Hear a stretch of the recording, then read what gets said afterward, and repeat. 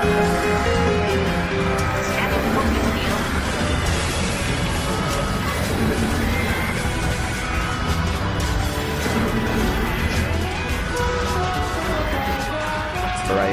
from Garrow.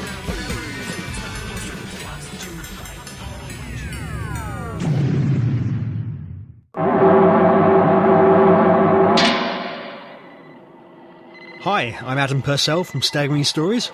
This past weekend, Sunday the 5th of September 2010 to be precise, several of us Doc2 podcasters were lucky enough to attend Whooverville 2 in the Midland Railway Centre in Ripley near Derby in the UK. As with Whooverville 1 last year, we all took part in a podcast panel, the audio of which is coming up next.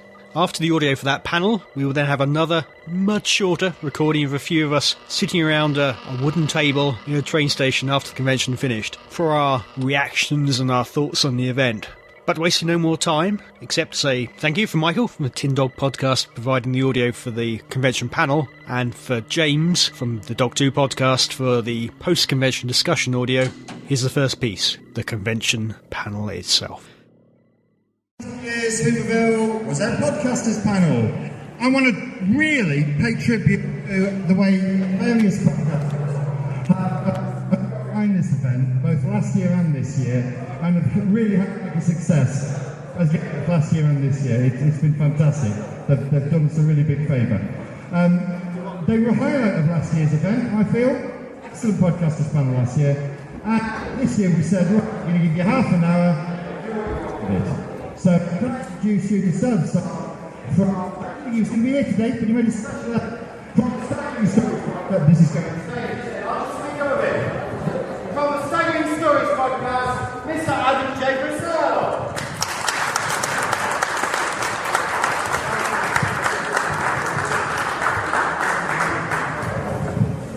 Can you now try and record this? Okay, might as well come up, I suppose. Last year we created what's called the Doc2 Podcast Alliance. Really as a way of getting us all to talk to each other and coordinate, particularly at events like this. At Whoville last year, we all had such a great time. Most of the first time ever. But when we went to a convention later that year, which didn't have quite the open organisation that they do here, it was quite, Joe, Steve and Co. We got quite a hostile reaction to this other convention. Podcasts, who are you people? You don't belong here.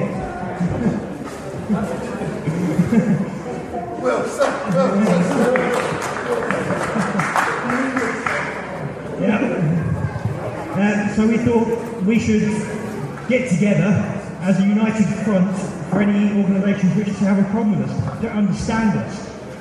That's why we created the Doc2 Podcast Alliance at www.doc2podcastalliance.org. And very much the idea of us original people was to get all the Doc2 podcasts in one place. So listeners can go there and find all the different podcasts. And we've got a forum, we can talk amongst ourselves and things like that. But I should let people introduce themselves, so here we go. Nothing like that.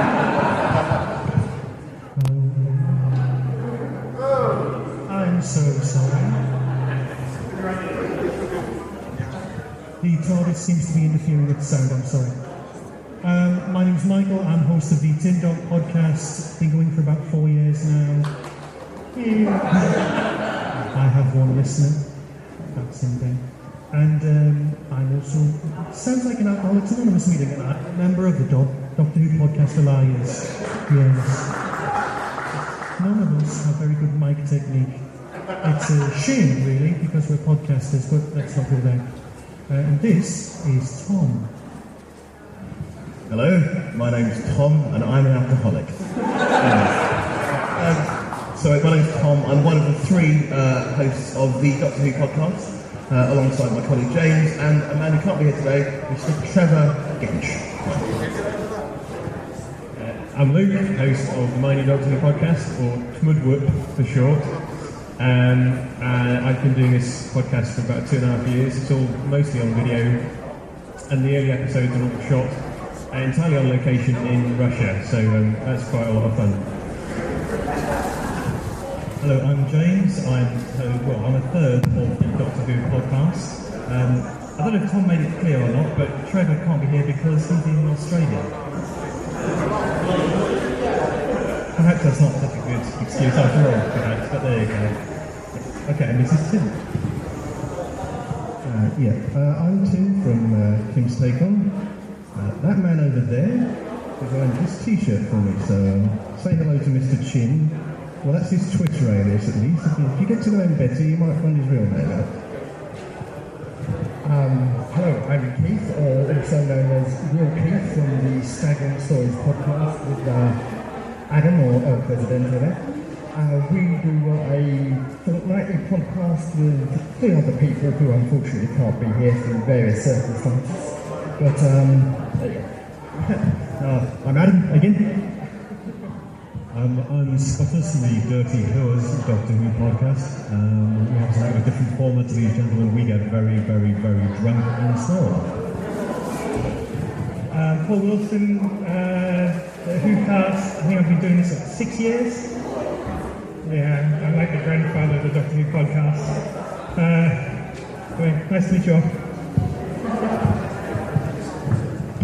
Our plan was to have no plan and just open it up to the floor. So if anybody's got any questions...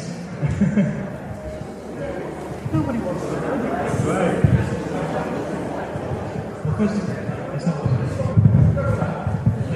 It is actually very similar to our podcasting experience. So the difference being is that we can actually edit when we don't have to do this live. First thing I wanted to check was how many listeners have we got out there at the moment? If you listen to at least one of our shows. That's about 4, and you're a co-host, aren't you, of other podcasts? Yeah, well, at least we've got double the amount of listeners that we had at the panel last year, anyway, guys. So, would you like to know a little bit more about podcasting, what it is we do, why we do it, or are you just taking the weight of your feet, or... Okay. Well, I think it's probably only fair to hand this over to Paul. Paul's sitting quietly in the corner. Paul is actually the creator of the Who cast that has been certainly the longest running podcast that's been based in the UK. And I think it's probably only right if I say, Paul, how did you get the Who cast going and how did you build up, a listener base of 10, 15,000? Well, it all started simply because I thought I had something really interesting to say. I thought other people would like to hear it as well. And there were no other British Doctor Who podcasts. Everything else was sort of coming out of the US, and which was great. But I kind of wanted to give my perspective, and as I said, I thought people would listen. I was lucky in that there was no one else, and I kind of shot from, I think, my very first listener, which was Tim, to around about 3,000-4,000 listeners in about 6 months. And then probably in about 12 months we kind of hit the sort of 10,000 to 12,000 listener mark, just kind of up and down since then. But yeah, it really just came about because I just liked the sound of my own voice and thought I had opinions that were worthwhile listening to. The interesting thing, I don't want to sort of take this from everyone, the interesting thing is that you find that people do want to listen to what you have to say, and it just turns into a conversation that you have down in pub with your mates when you're talking about Doctor Who.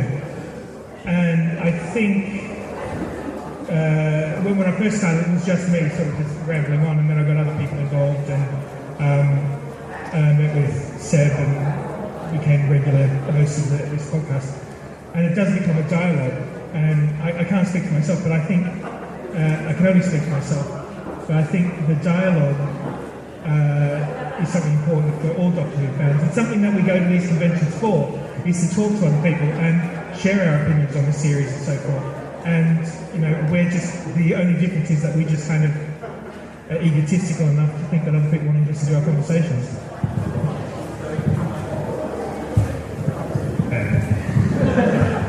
It's amazing how many people are actually a little bit reticent to speak when all we do is sit and talk about Doctor Who on the podcast. Has anybody anything particular to say or ask the audience?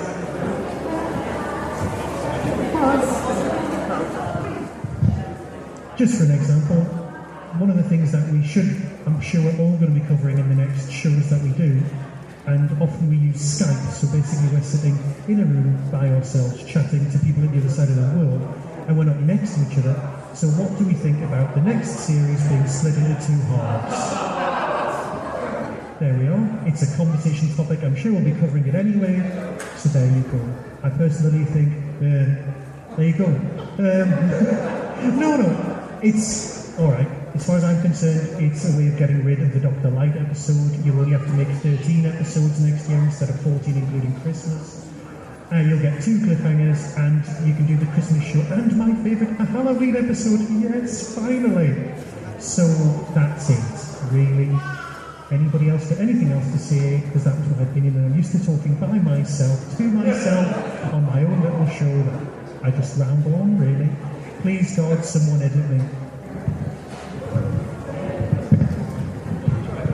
Okay, yeah, definitely. I think it's a good idea to have the show running in 2 halves, because it's back, the show will actually be on in autumn, when it should be on, I think. When it's nice and dark outside, and when you want to huddle up for a walk with your family and friends on TV, that's when Doctor Who should be out. Plus, you've also got this thing where you're not waiting for 3 and 4 months, no more than about 12, 16 weeks for more new Doctor Who. The last thing we had to sit through was what? A year and a half? That was just ridiculous. A couple of special episodes as well. Wrong. Cut of the Dead, yeah, that was worth waiting for. Definitely.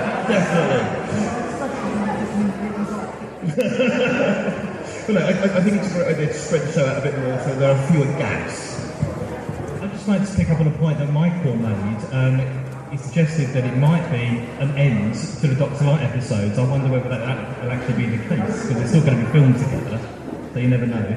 But would that be a good thing? I mean, you as the audience, what do you think? I mean, would you like to see the end of the Doctor Light episodes?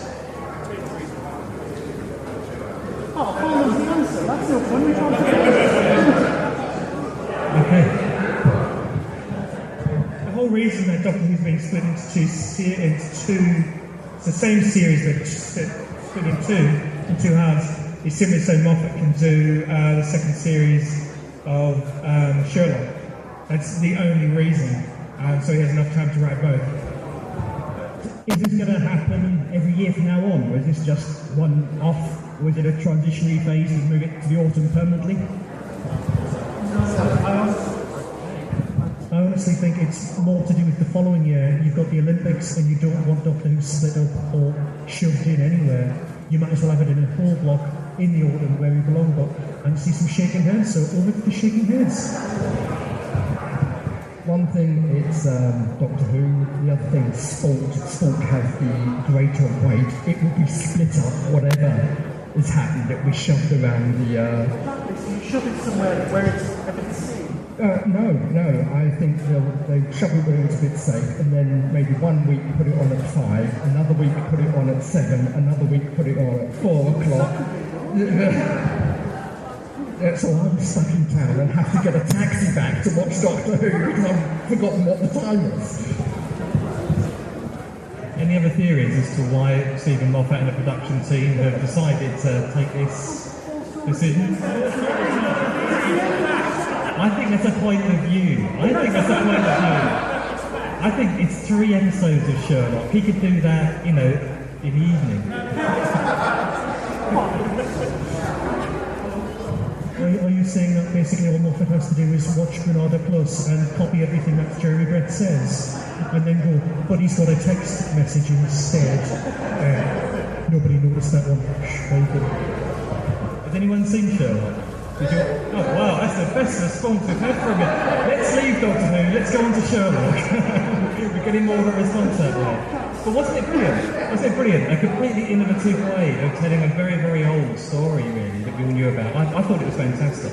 And do you think there's going to be any kind of bleed over from the success of Sherlock, because they use some innovative ways of telling a story there into the next season of Doctor Who? Because I would like to see some of those mechanisms transfer over, certainly. If if we're lucky, I'd hope so. Apart from anything else, what you've got is a very charismatic lead character in a long coat. You can find around nice and companion. So yeah, it can break the ground there. But what did you like most about Sherlock? Was it the pace of it? Was it what did you enjoy most? I hear Colin Firth is getting involved in the next series. That might be interesting.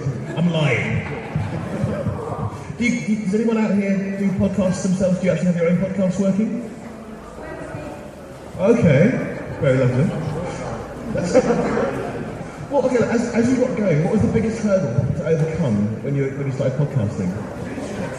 What was the biggest hurdle to overcome when you started podcasting? We started podcasting because basically we didn't get together. We met in virtual worlds through Lois and through James, one of the big US podcasts, and we met in virtual worlds. They had a virtual meeting there, and that was about 4 years ago. We developed as friends through that, and some good friends of mine in the audience over there we've known for a very long time. And we've got two American people, 2 English people, and I'm there on Skype, and we get together every so often, literally have a few drinks, and talk rubbish at each other, which is what we do if we were in the same room, only now we record it. If people like it, people like it. If they don't, leave it. What sort of attitude do you have to your podcast? I mean, why did you start? Well, why did we start? We saw other people doing podcasts and we thought, that's easy. Which it kind of is to record, but isn't to edit, but there we go. And in terms of us, the 4 or 5 of us to sit down in the same room, which is kind of unusual for two podcasts. Actually, us there as we would normally be as of a Monday evening or whatever. And we just record it, but it's a bit more focused, of course, than the rambles, but not much, if you ask you. What's your take on that? Well, I think the best compliment we've actually been paid is the fact that our podcast sounds like a drunken conversation in a corridor at a sci-fi con, which essentially is what we're aiming for. It's just us sitting down, talking about various subjects, and each given time to butt in, and no hostility, no shouting. Well, those are the bits that we edited out. But yeah, you just ramble. Like now, it comes straight into your head and just natter, and strangely, people find it amusing, which is worrying. Yeah. I think I took a sideways route because I started about a couple of years ago doing a podcast, not about Doctor Who at all, really. It's called Living a Second Life. There's been over 60 episodes now, and it's all about the virtual world of Second Life. That's me. You see, oh, I found another one. You see, it's not until today I knew what this guy's face was, because I've met him in Second Life. I thought, I listened to his podcast, I've heard it since episode 1, it's a great show. Didn't know what he looked like. But no. Oh, good, another listener. And so I was doing Living a Second Life, and that started off on quite a small scale, with just me walking around Sims in Second Life, and then now and again I'd do a Skype interview with another resident or someone who's got something interesting to say, like one of my friends in Second Life is a stand-up comic, and another one who was in Chicago, she designs Sims, and she's also a DJ in Second Life, and they're just a couple of the people who I've interviewed, and so I was doing that for a couple of years, and then I got listening to these Doctor Who podcasts, and I started with Paul and a few of the others. And when I first met Paul, we were having a car journey one day, and I said to Paul, "What's that Who cast? Do you know how many listeners have you got at the moment?" Paul said to me, 800. Wow, 800?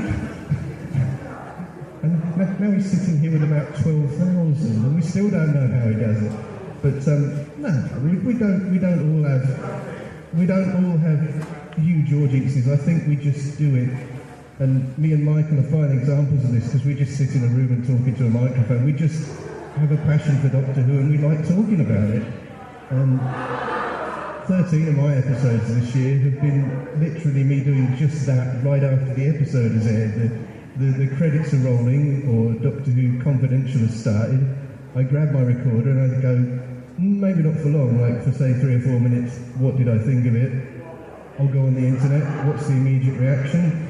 There's a show out within a couple of hours. Goodness knows what I'm doing for the next few months, but that's how it started.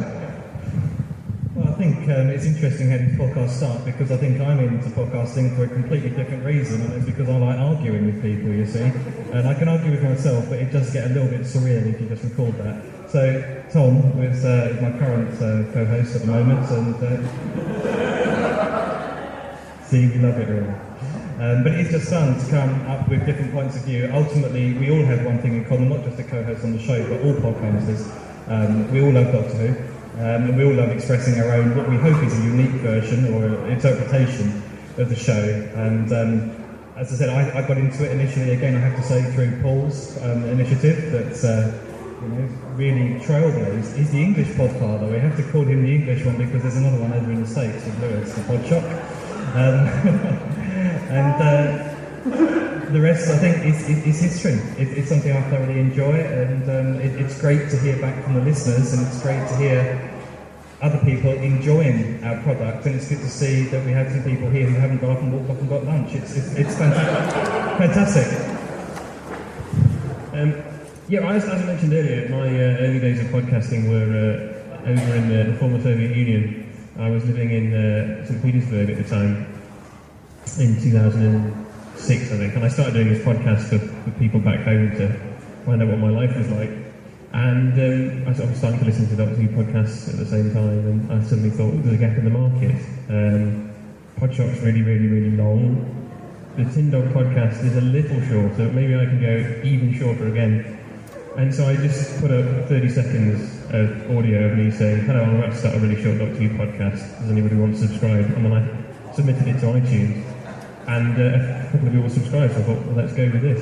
And then I decided to do video, because that's my background is in animation. And so I've been doing this video podcast the last couple of years. Initially, as I say, a lifeline from Russia, and now it's just kind of I'm back, part of this community.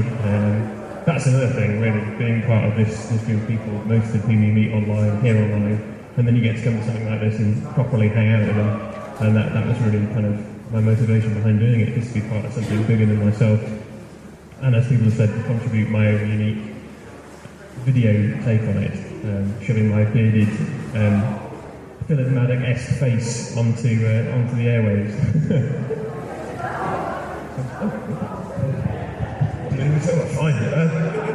Okay. All right. One of the things I think is kind of important about Doctor Who generally is how inclusive it is. The character of the Doctor is always going to people, making sure he brings them in. It's fair to say that there are a few boundaries in terms of, well, I think I learned a lot of my tolerance for the world I live in from watching Tom Baker just accepting everything. Podcasting's kind of the same. Anybody who wants to can get into it, particularly if you're younger as well, because if you're technologically minded, it's very, very easy just to sit there and go like quick and start talking. Very, very easy indeed. And what you'll find is even if you only have 4 or 5 listeners, or 10, 15, let's just rising to 10,000, 12,000, then quickly you generate a sense of community around this whole little thing of Doctor Who. So if you're thinking about doing it, don't think about it, actually just get on with it. It doesn't matter how basic your equipment is, doesn't matter how short your opinion might be, just do it. Seriously, someone will listen, and then there's 2 of you, and then there's 4, and then there's 8, and then you're in a train yard hanging out looking for Casey Manning. So, if you're thinking about doing it, stop thinking about doing it. Get on with it. Particularly if you're under 20, just get on with it. Do it.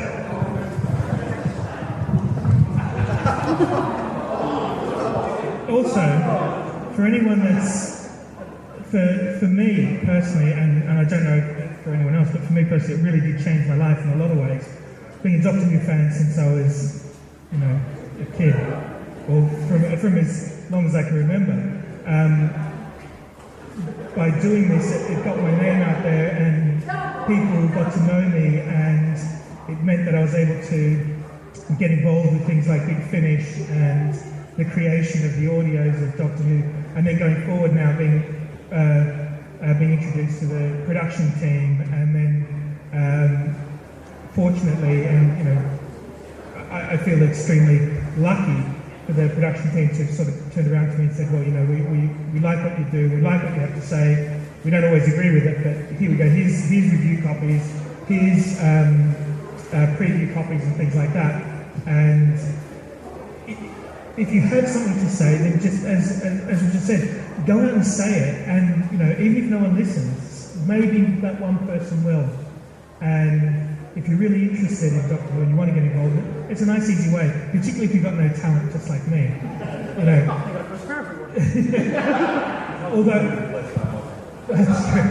one thing, last year I was sent these preview copies, and it was the second episode where the Doctor and Amy sliding down into the big tunnel, the belly of the beast, and so they sent us these preview copies to watch. So I watched them, knowing that they weren't completely finished, but thinking that they were so close that it wouldn't really matter. And I made a comment and said, "Oh, you can see right up Amy's skirt," and boy, did that get me in trouble. I had feminists on my back saying that I was, I had feminists emailing me saying that I was a female hater. I had the production team on me saying, "What the hell did you say that for?" Because by the time we got to television, they obviously CGI'd out their knickers, so you couldn't see up the skirt. Have you any idea how much that DVD is now worth? Yeah, I should probably put it on eBay. But anyway, so all I'm saying is, if you're really interested in Doctor Who, you've got no talent like all of us, get yourself a podcast. You never know who's going to be listening. I've got to go, by the way.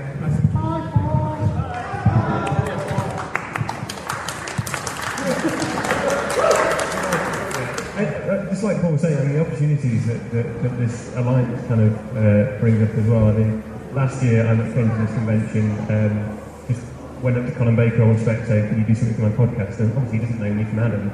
And then not Adam, obviously. But then over the year we've done various events, and we got to do a signing with Colin Baker in April, I think it was. And obviously I was with some of the other guys who knew Colin, and we said, "Can we do a little video with you?" And so if you go back to my podcast episode in April, we actually have Colin Baker saying the line from the end of Revelation of the Daleks, which was edited away, no longer exists in the BBC archive, but we got him to say it on camera. And that's all down to the fact that this community exists, and we were able to do that and put that back out into the Doctor Who world for anybody who wants it. So I'm really kind of pleased with what the community is able to achieve as a whole, rather than kind of me on my own, kind of not being able to do anything. I think ultimately it's all about making Doctor Who, behind the scenes side of Doctor Who, much more accessible to the general public and our listeners. And I think that's something that we all get a bit of a buzz out of, certainly, when we get emails saying, "I really enjoyed that interview with X." And I don't know about the rest of you, but certainly for me, and this must have been very prominent in Tom's mind this morning, getting to interview some of these stars, it's absolutely terrifying. You have no idea how hard it is just sitting there trying to actually generate conversation. But at the same time, you come off and you see people who have listened and enjoyed it, and you think, that's fantastic. And that is something that podcasting has given quite a number of us, really. I think given it the stars that we simply wouldn't have had before. And certainly something I thoroughly value and enjoy. I don't know, how are we doing for time? Nothing. Right. Well, basically I got into podcasting because, like I said last year, I'm a skinflint. I owned an iPod and wanted to have free content, and I don't like stealing music. So I downloaded Doctor Who Podshop from the States and Paul's show and thought, I'll give this a go, but I have no friends because I'm an old school Doctor Who fan. And that was allowed then, not to have any friends. So I didn't have any close by, so I set up my own show by myself, and like Tim, we're one of the few solo podcasters, which does drive you a little bit mad because you're just sitting here talking at great length about something and you start thinking, is this opinion valid? Is it right? Does anyone care? And then you start getting emails like from listeners going, I don't agree at all. And you think, no, but I got a conversation out of here, it's fine. And it's a genuine buzz, so if you do want to do it, do it. There are, 58 Doctor Who podcasts out there now from around the world. It's not just the UK, it's not just Australia, it's absolutely every country. So if you want to do it, just do it. It's really not a problem. Tony said last year that we are the logical extension of fanzines that were around in the 80s and 90s as well, and that's what helped keep Doctor Who alive. Obviously not as much as things like Big Finish, but I don't know if you feel that because fanzines are coming back now. There's what, 5 or 6 of them now, and every time you go online there's another one appear. And you're getting emails from people going, would you write an article on Tegan's hair? And you're going, okay, I'll do that, which I have to, but that's beside the point. So do you think we are still that, or we are our own thing now? I don't know. I think that's an interesting question. I think certainly we are the logical extension of fandom. There's no question of that, and I think we are exploiting what the internet has given us in order to get our voice out there now. I think the resurgence of fanzines is interesting as well. I personally think that's a sign of Doctor Who fandom growing up and getting a bit old and quite enjoying the nostalgia that we used to feel, you know, back down the Fitzroy Tavern 15 years ago. Or there's a new paper fanzine that someone's gone and Xeroxed off at work when they shouldn't have been using a photocopier or something. So I'm not so sure whether or not this resurgence of fanzines is something that's going to last, personally. I do think podcasts have actually been quite, what's the words, they've got longevity. They've certainly been going, 5-6 years since they've been started. I think Luke's taken that to the next step and started putting his face online. The rest of us, there's very good reasons to why we like audio, you see. We much prefer not being seen. But I think that's just, another step in a very long path of ways that audience can consume the media that they enjoy. So who knows what's going to be happening, I think, in another 5-6 years. We might all be making our own productions of Doctor Who on an amateur basis. That's a bit scary, isn't it, looking at our faces? Okay. Anyone else? Well, the fanzine thing's interesting because back in the wilderness years, we don't like to think about the wilderness years, but back in the wilderness years when Sylvester McCoy was long and gone and the TV movie was but a glimmer in somebody's eye somewhere, hopefully. Well, I was unemployed for a few years, and so I'd wander around and go into the local Forbidden Planet and, what's this? It's called Skyro. It's only £3, and I took it home, and it was like reading Doctor Who magazine, but it was different. You had all the passion that Doctor Who magazine did, and a lot of the knowledge, but you got all these different opinions and different styles of writing, and you'd get things in fanzine no one would ever think to put in a Doctor Who magazine, like, I think it was Skyro, for example, quite often they'd just have a poem in there, and you think, I didn't know anyone even wrote poems about Doctor Who, and now fanzines are kind of creeping back in, and I think this is kind of like podcasting thanks to the internet, because there's not necessarily as many of them as there used to be, but because the internet's there, people who don't necessarily have the money to do the printing and all that sort of thing can say, look, here's a website, here's the PDF file. So you can read it on your ebook reader, you can read it on your computer, or you can print it out yourself.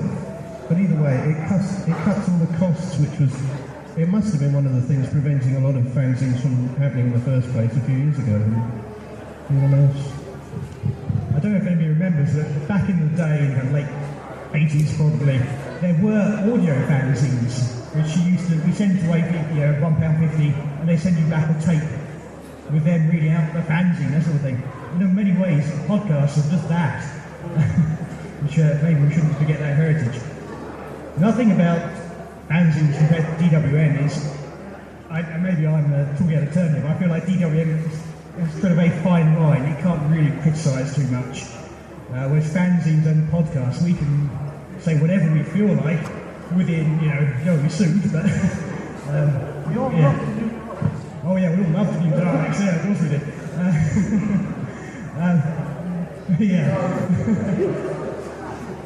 And also the other thing with podcasts and websites in general is the news. Not like DWM, the news is so out of date, it's sort of exclusive compared to a podcast.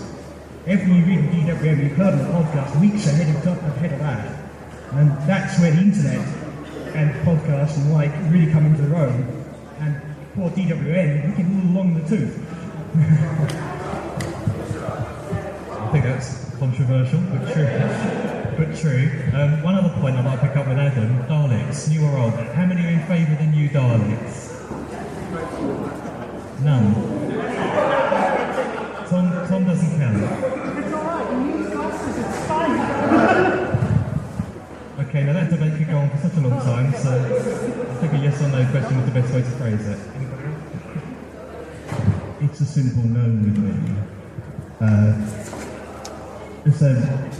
My podcast didn't even have a trailer until about a couple of months ago when... any Red Dwarf fans in the audience? Yeah, well there's a good podcast out there called Scuttercast. And I got an email off, I think his name is Ian, but certainly one of the guys from Scuttercast, and that every couple of weeks they do a podcast about an episode of Red Dwarf, and they're just reviewing every episode of Red Dwarf. Goodness knows what they're going to do when they run out, but that's what they're doing. And so they have other sections on the show. They have something called Parrot's Bar, but every week they do podcast of the week. And so he sent me this email and he said, "Oh, I've been listening to your show. I really like it. Could you send me a trailer?" I went, "Well, I made a trailer for like the previous series when I was on a different website, and I had this, that, and the other bit of audio, but it's not relevant anymore because I've been doing all these Series 5 reviews." So I went, "Oh, okay, I'll do a trailer." So I knocked one together in about 10 minutes that had hideous audio quality, and I sent it off to him. And nearly 2 months went past, and then I listen to so many podcasts that sometimes I don't listen to the same ones every week, and there was a bit of time at work one afternoon, I thought, oh yeah, I've got Scuttercast down here in the bottom on the iPhone, I'll stick Scuttercast on. And it was my podcast of the week that week, and wow, extra content for the next episode, because I thought, oh, well, I'll stick that at the beginning of the next episode, because it's one of the things we've not covered is, and it's a question I've been meaning to ask several of my podcasting colleagues for a while, and that's that, is there a tipping point? Is there a point where you start getting so much regular feedback that it becomes a regular thing that you have to do on every show? We're very blessed with a lot of feedback. That's also a bit of a curse. It takes half an hour, 40 minutes to get through the feedback, and we hate the not reading this feedback out. Occasionally we have to kind of cut it down, but it feels wrong to not acknowledge and read people's ideas and thoughts out. But it's a nice but tricky situation to be in. A lot of podcasts take feedback and don't read it out. This will reply offline. But we do make the decision to reply. It does make a communication back and forth between the listener and the podcast. Oh, if you feel quite isolated, I'm in the room. We do get a bit of feedback, but a lot of people are actually ashamed to put commentary on our blog. So we're lucky that we don't have to answer a lot. One of the things I was curious about, do you guys not find that the podcast turns into, especially during the season, just a massive commitment?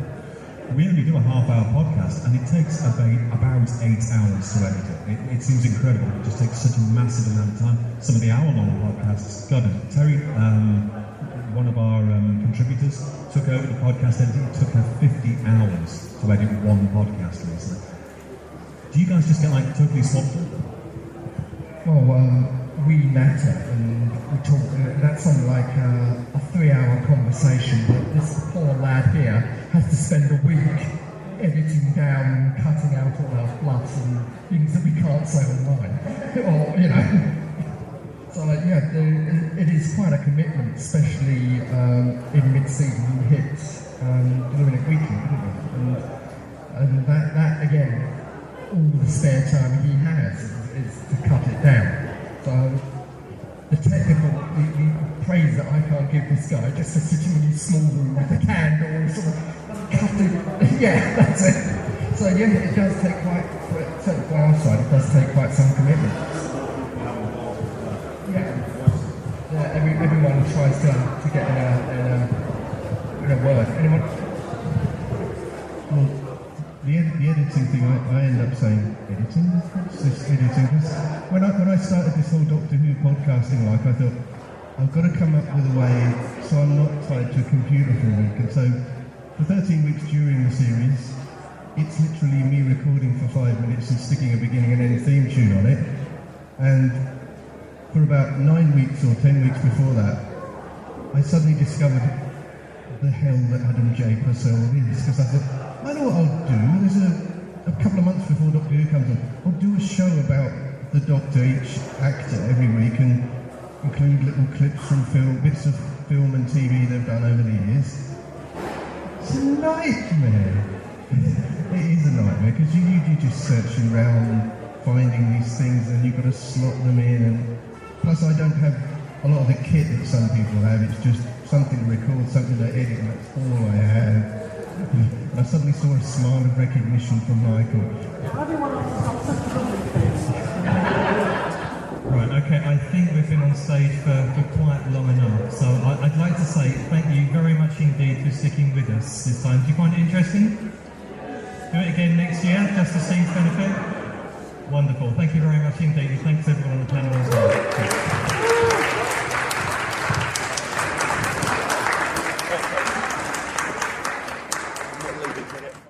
And up next for the final piece of audio, a few of us straggling podcasters at the train station after Whoville itself had finished look back on the day's events and give our impressions of it. So here we go. Okay, we have here the select members of the Doctor Who Podcast Alliance. The select, actually the quality, to be honest with you. Yeah, the ones that haven't gone home. You mean the scum? The scum rises to the top. Oddly enough, we haven't actually had anything to drink. No. Despite what this recording starts. Yeah. Well, let's start with Luke. We'll just introduce ourselves. Hello, yes, Luke here from Tmudwup, the Mighty Doctor Who Podcast. Yeah, that's about it. I must ask you a question. Yes. How do you pronounce the M in Tmudwup? Well, in the context of the T and the D, Tmud. Right, just so long as I'm getting it right in future, that's all. Tmudwup, yes. Tim from Tim's Take On. Me, from the Doctor Who Podcast. The official one. The definitive article, you might say. Adam from Staggering Stories, and my friend here. Will Keith from Staggering Stories. And I'm Marty Perrett from the Bear. sorry. Tom from the Doctor Who Podcast. That's a little identity crisis there once again. So, guys, we're all on the podcasting panel today. Mm-hmm. How do we think it went? Yeah, reasonably well. Pretty good, considering. It's a blind panic, but... Better than I thought, because just the sight of another recording making a change. Oh, dear. Well, that's that drink. But you were really good, you were really charismatic when you were talking about the things that you... As I said to people afterwards, I came up with this good trick. It's called... Look at the other people on the panel. Don't look at the audience. I think that's what most of us were Then you doing. can just concentrate on thinking. Well, the audience were far better looking as well, quite frankly. Well, at least there was more of them than there was of us. I mean, this year we only had blokes on the panel, so there was bound to be some ladies in the audience. Higher quality, you mean? Reasoned, rational arguments. Oh, well, maybe, yeah. Do you know, that's a very good point there, Luke, you made. Remind me to work this into fake Keith next time I say it. Okay, so let's say highlights then. Who is the best panellist, or who did you enjoy the most, guys? Didn't see many of them. I didn't see many of them. The bits I caught, I enjoyed Katie Manning. She was a very, bubbly and sparky, which is her anyway. So you enjoyed some bits of Katie Manning? Some bits of Katie. I'm not saying which bits, but no, that's good. Legal representation will be along later. And Sophie, I enjoyed Sophie. Yeah, I thought she was fantastic. All of that, yes. Yeah. Tom? I'm naturally biased towards Deborah Watling, but I have to say all the people that gave their time today were interesting in one way or another. Oh yeah. As I said, the revelation to me is that how generous people are with their time when you just wander up to them and are polite and ask questions and ask for photographs. Yeah, it was a really good day all round. Nice atmosphere. Yes. Guys? Yeah, I hadn't seen... I don't think any of them before. I'm still quite new to the convention game. But yeah, definitely really enjoyed Sophie and Katie in particular. Kind of just really interesting kind of hearing their stories. As I was saying before we came on air, you kind of get edited highlights on DVD documentaries, which are interesting, but to kind of let someone let rip for half an hour on their own is really, really exciting to kind of hear their own perspective. Because the DVD trailers obviously have to be edited down. Yeah. But you can see somehow how the scatterbrain mind works, where one memory triggers another memory, and it's a case of the look on their face as they suddenly remember something. Yeah. I think for me, this is going to sound like a unanimous vote all around the table, I think, but Sophie and Katie, because they were both interesting and funny as well, and after a long journey. It was a long journey. Yeah, it was a long journey. We've been in the car for a couple of hours coming up here today, and to have a good laugh. It kind of makes it all worthwhile. I have to give a shout out for John Leeson too. It's always a yes. always good value. Very generous chap as well. What did you guys make? They ran out of time with him, and I did want to know what he thought of the Australian canine. Didn't quite get to it. Was that not mentioned? It was mentioned, but they didn't kind of say. They were quite diplomatic about it, I think. Right. Blipped over. Yes. Yeah, oddly, I think they would have probably had the most critical audience today, because obviously we all know and love canine from years have gone past. We're not the desired audience. No, we're not anymore. I don't think so. So there we go. What did you guys make of all the cosplayers that were about today? Oh, I love them. I really do. They just add to it. Yeah. I love going to a convention where there are cosplayers. I haven't got the remotest guts. I have done it once. What did you dress up earlier as? this year? Because I realised a few months back that one of the writers of Doctor Who has created something that was the easiest piece of cosplay ever. Because they put John Sim in a red T-shirt and a black hoodie, a pair of black jeans, and a pair of black jeans. You can probably get away with There's one easier than that. So my packing for Gallifrey next year, that's one thing that will be in there. Will you dye your hair jet orange? Is that the word? I'm colourblind. What colour was it? Blonde. It was blonde. I'm not going that far. Yeah, no. I thought you looked good blonde. You'll go to Los Angeles, but you won't go that far. You can go even easier. I haven't got to Los Angeles yet. I do that. I think certainly when you go to Los Angeles, then when you go to Gallifrey, cosplay is part of that convention. It's built into the makeup of it, and I have to say, from a personal point of view, I wouldn't even go as far as trying to look like the Master. It just freaks me out completely, particularly when you get people in character. I'm sorry, it's kind of spooky. Good luck to them, and I think we should encourage a celebration of all things fandom-wise, but it ain't for me. In any way. Personal. No. Talking personally as someone who has pushed a Dalek from London to Brighton dressed as a Chancellery Guard, the looks that you get as you're sort of just walking along this evening, what the hell? That's what I didn't get, because the only time I've actually tried this out in public was at London Expo in East London earlier this year. Trouble with that con is that although there's a few Doctor Who fans there, it's mostly manga and anime fans. Yes. And you can walk around till the cows come home in a black hoodie, a red T-shirt, and a pair of black jeans, and nobody bears a blind bit of notice here, because there's a guy dressed as Pac-Man over there, dressed as some anime character over there. It's not in there, obviously. A shame. Another great thing about the Whooverville conventions compared to a lot of the UK conventions is that the guests do seem more willing, or maybe they're allowed by the organisers to interact. They mingle. They're just another person here, and you can go up to them and talk to them. On the train back, we had Sophie Aldred behind us on the way back. And sort of some of the conventions we've been to recently, because I've stopped going to conventions. Obviously, the family was growing up, but I've managed to get back into it. But they're locked in the green room, and they're only hassled out when they're on stage, surrounded by security, and it. Like I was saying on the train, it's interesting to see that they're human. They talk, they eat, they have their own problems. And Sophie being a mum. Yes. I mean, at the convention, kind of as someone who had played Ace, kind of obviously one of the guests, but then also being here as a mum, like any other mum. She's very content, doesn't she? Oh God, yes. Well, it's wonderful because when we arrived, you get your ticket and you come onto the platform where we are now. And just along the way behind us was a Dalek, and next to the Dalek was Sophie Aldred and one of her kids. And it was wonderful. It was quite a dangerous place to stand. She had a baseball bat. But equally, John Leeson's been here today with his big camera, taking photographs all around like he's a fan as much as the rest of us are. And I think that is one thing that they've really, really done well here. They've got a very unique package in this convention. Now, for me, I mean, you guys, I think there are at least double the amount of people from here last year, or getting on for that. And I have a feeling that this could last some years. Well done to Steve. What you've just said reminded me of something I actually come across on Sophie's bit where she ran into Karen Gillan. And my God, they're fangirls. They appear in the show, but they're both fangirls of the show. Yeah. Well, it's the way that she described that particular anecdote. Yeah. You were laughing with her. It wasn't really an interview. It was something that was like group, chat. Yeah, it's a fireside discussion, a little natter. It's fantastic. Yeah. I mean, it's definitely a unique way of presenting something that's been going on for a very long time in conventions. And for me, when I'm going to go along to other conventions now, where people are kept behind locked doors, I'm going to feel slightly aggrieved. That's a massive compliment to Steve Hatcher and the Hoovers team. That's what you're going to compare it to. You're going to compare it to this, because you had such a great time here. Well, this is it precisely. It's we were talking earlier, Tom and I were, about how this compares to Gallifrey, and in terms of scale, it's polar opposites. However, Steve has taken the very best, the essence of what makes up the biggest convention in the world,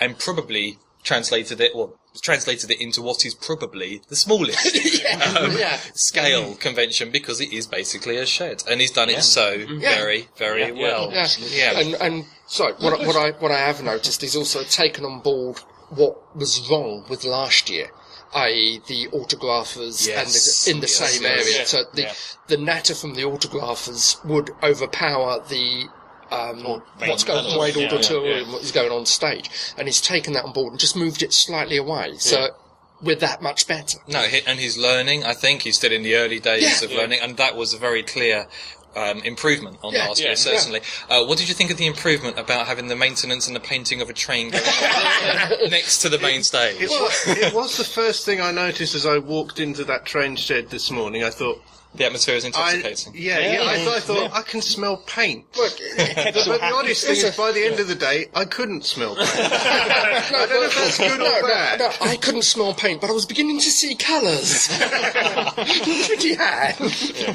Right, anything else? We've been talking for 10 minutes, guys. Already. We can rattle on, can't we? We can do. Anything else that we want to say before we wrap up and, we'll go home? Look forward to Whoverville 3. Yeah, we're definitely going to try to make it for Whoverville 3. Yeah, fantastic. A shout out for that TARDIS set at the bottom of the show. Oh, yes. Good. That was glorious. Most conventions you go to these days, there's a TARDIS on stage of varying quality. Police box. This time they had the actual... We arrived, and just round the corner at the end of the shed where they're doing a lot of the photo shoots was this amazing fan-built console room with all the roundels. So was it a recreation? It wasn't actually a set from somewhere? It looked like it had been used in some fan films. In the dealer's room there was it's a fan film set. What looked to be a very active fan film group that were selling DVDs of several productions they'd done over the years.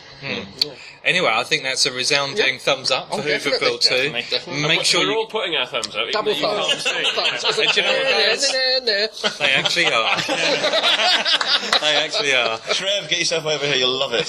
Yes. Anyway, bye, everybody. I think that's the way to end it. Tony, sorry to have missed you, darling. And next time we'll take you to Black. Sadly, that's it for Whoville for another year.